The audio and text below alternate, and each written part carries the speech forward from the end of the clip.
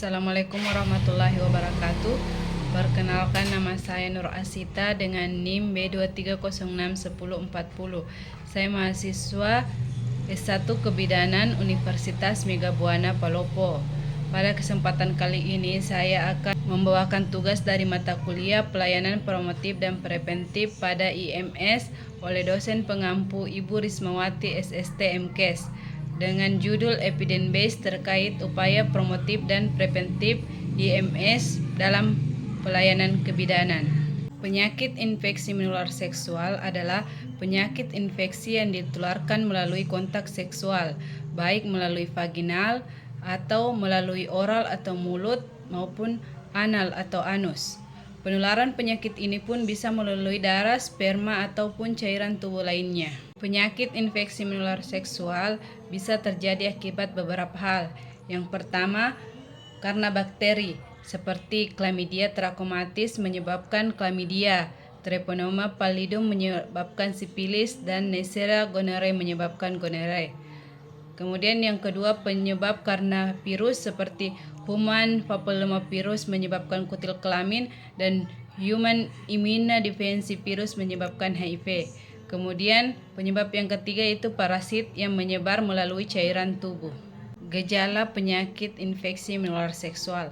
Awalnya penyakit ini tidak menunjukkan gejala, tetapi ada beberapa gejala yang perlu diwaspadai, seperti terdapat perubahan pada urin atau air kencing, rasa nyeri selama berhubungan seks, kutil atau memar, sakit panggul atau perut bagian bawah, vagina terasa panas atau gatal, keputihan yang abnormal atau perdarahan vaginal, keluar cairan dari penis, kemudian buang air kecil terasa menyakitkan atau panas. Adapun kegiatan promosi kesehatan yang dilakukan dengan strategi advokasi, yaitu pemberdayaan masyarakat dan kemitraan yang ditujukan untuk meningkatkan pengetahuan masyarakat tentang manfaat deteksi dini IMS.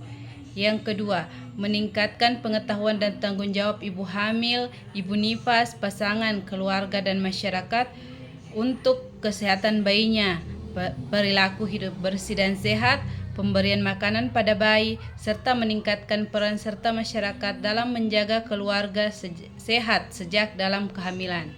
Kemudian yang ketiga, semua petugas kesehatan melakukan KIE kepada semua wanita usia reproduksi, khususnya ibu hamil, calon pengantin, remaja, dan pasangan suami istri.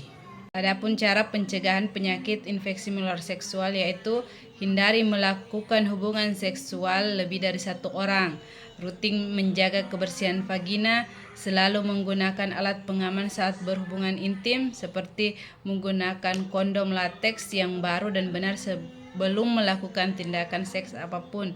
Yang ketiga, mendapatkan vaksinasi. Dalam hal ini, mendapatkan vaksinasi sebelum seks dapat menjaga berbagai macam penyakit seperti vaksin untuk mencegah HPV, hepatitis A, dan hepatitis B. Menurut Center of Disease Control and Prevention atau CDC, ada beberapa hal yang perlu dilakukan untuk mencegah penularan HIV ke bayi. Yang pertama, lakukan tes HIV secepat mungkin.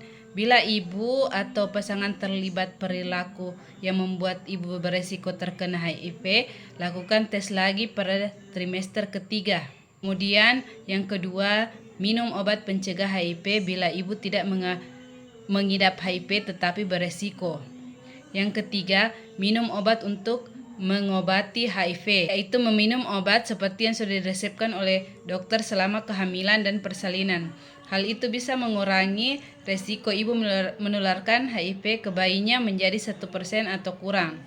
Setelah melahirkan, sebaiknya ibu jangan menyusui bayinya karena ASI mengandung HIV. Berikan obat HIV pada bayi selama 4-6 minggu setelah lahir. Itulah tadi materi tentang evidence based terkait upaya promotif dan preventif IMS dalam pelayanan kebidanan.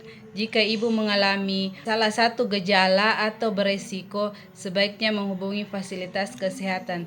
Sekian dan terima kasih. Wassalamualaikum warahmatullahi wabarakatuh.